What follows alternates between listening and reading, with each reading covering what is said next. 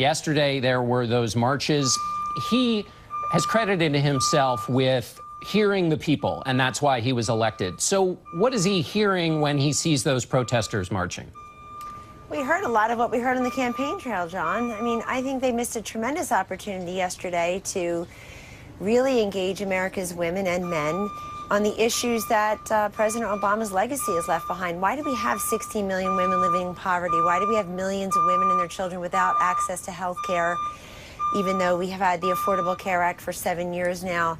Why are so many people struggling to find well-paying jobs in this economy? And why do they feel unsafe in their own communities? And that's something that this president really wants to help solve. I mean, you had profanity-laced, vulgar comments coming from celebrities. Donald Trump, in his inaugural address, talked about the forgotten man and forgotten woman, and now these forgotten celebrities came to Washington to deliver, really negative messages. We've been hearing the beeping of a moving van in the background there. Everybody knows this is real. But here's my question, Kellyanne. He's now the president of the whole country, so I understand his views about the Obama administration, but he's the guy in the big office now. He's the president.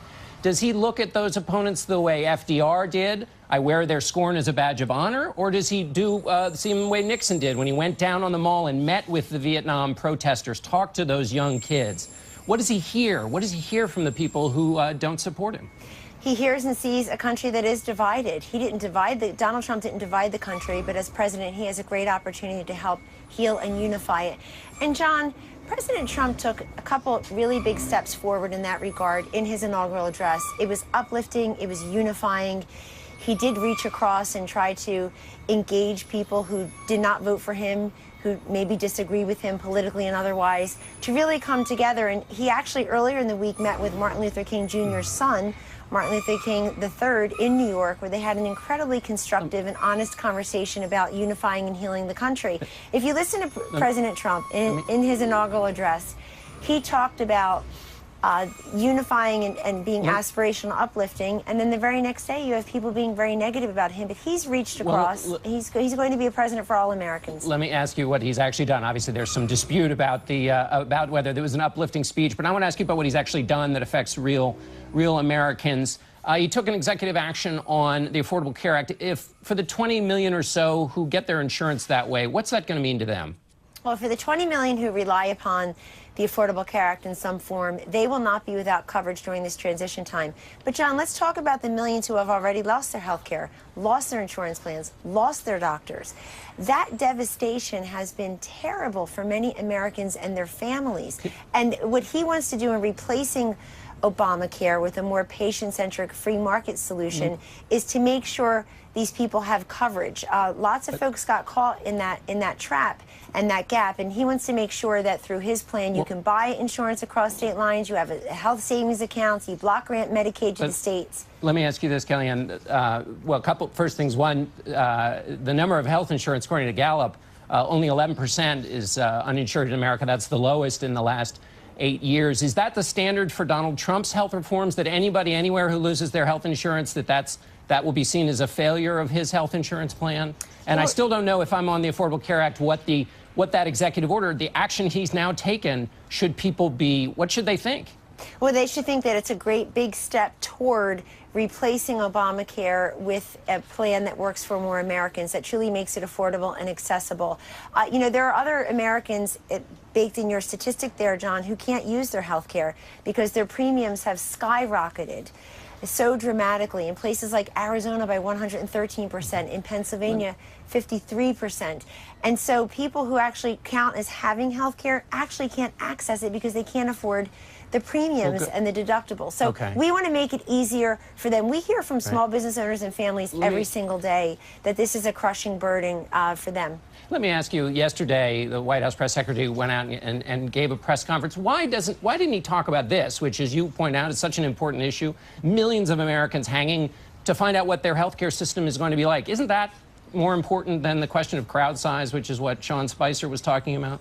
Well, our press secretary, Sean Spicer, will be addressing Americans on any number of issues, including the ones I've just said on your show, John. Yesterday, it's just disappointing to get into this argument about crowd control. Nielsen says 31 million people witnessed Donald Trump's inauguration on the television. We know many other millions of Americans are watching events like this on different screens and their telephones and their computers.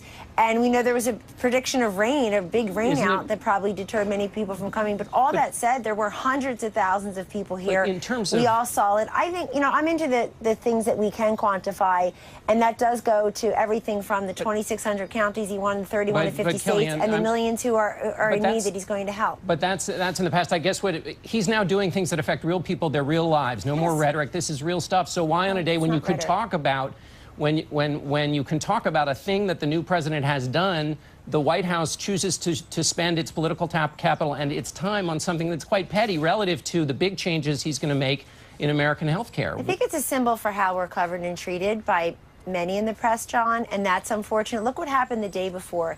The very day before, we invited the press in to cover President Obama signing executive orders in the Oval Office. And what happened immediately? A false report. I'm sorry, this is very important. A false report was issued by the press pooler, and it went out to 3,000 and some outlets, 3,000 stories, and it was false that there was the removal of Martin Luther King Jr.'s bust in the Oval. That is just false. It was sitting right there. I was in the room. Let me ask you a quick question. You can't have false reports like that and expect us to not wonder why we're covered and treated so differently and unfairly. But it just seems that it's a question of proportion. The president himself went to the CIA and thanked all the people there, said he was behind them 1,000%, but then went off and talked about crowd size. Aren't there more important things to talk about at the CIA for the new president of a nation of 320 million people? Well, he did talk about important things, and frankly, him going to the CIA at all represents how serious he is about having a very productive and constructive relationship with our intelligence community. We had over 1,000 requests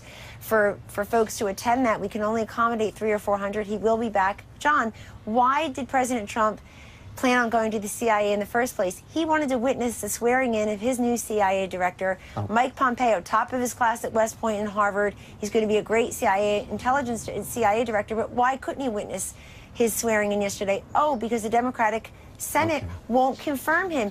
President Trump has nominated 21 of 21 cabinet positions. Only two were confirmed by the time he took office. We can't have a government that way. We need bipartisanship up on Capitol Hill and the Democrats allowing him to get his nominees through so that we can start the peaceful transition of power.